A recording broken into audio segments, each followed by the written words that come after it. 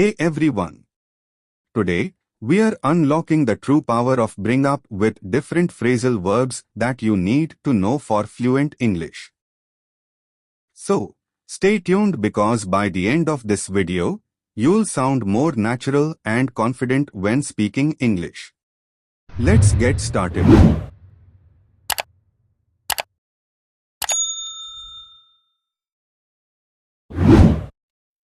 Bring up. To mention a topic. Hey, did you bring up the vacation plans with your boss? Not yet. I'm waiting for the right time. Here, bring up means to mention or start talking about something. So next time you want to introduce a new topic, just say, "Let me bring this up in our meeting." Bring up. To raise a child. I brought up my son to be kind and hardworking. Wow, that's beautiful. Here, bring up means to raise or take care of a child. So if someone asks, "Who brought you up?" they are asking about the person who raised you. Bring up. To vomit. I shouldn't have eaten so much. I feel like I'm going to bring up my lunch. Oops.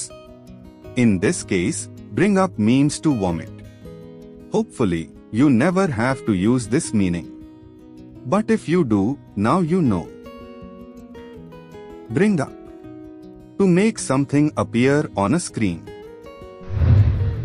Can you bring up the sales report on the screen? Sure. Here it is. Did you know bring up can also mean to display something on a computer or phone screen? So if you are in a meeting, you might hear, "Can you bring up the slides, please?" Alright. Now you know that bring up can mean to mention a topic, to raise a child, to vomit, to show something on a screen. Isn't that amazing? English is full of fun phrasal verbs like this.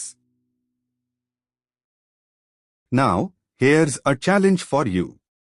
Write a sentence using bring up in the comments, and I'll personally check them. And don't forget to like, share, and subscribe for more awesome English lessons. See you in the next video.